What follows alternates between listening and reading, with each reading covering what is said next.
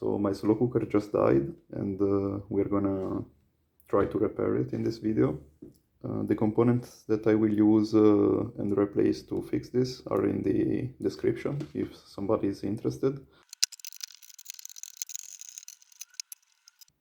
Okay, so I can see a couple of problems here already without taking the multimeter.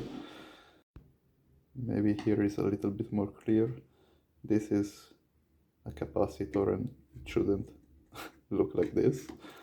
And this one also is a little bit swollen, so we are gonna replace this one too. There it is. This one should go. This one should go like in here. I don't know what did they do with these things, but holy cow, they don't want you to be able to disconnect them that easily. Remove the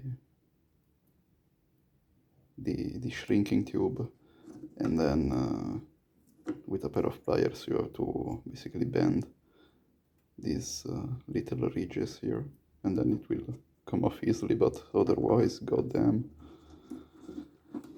you can disconnect these things.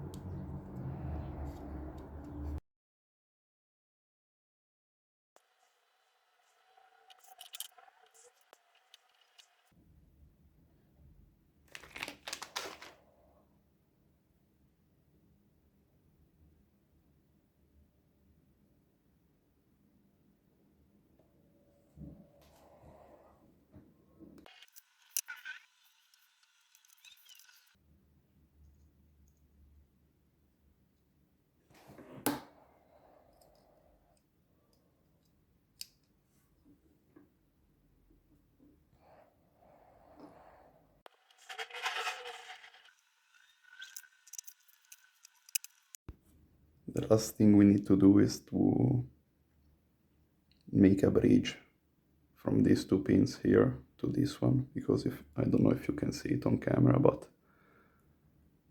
the bridge is broken. That was probably me before when I was trying to remove the connector for these pins.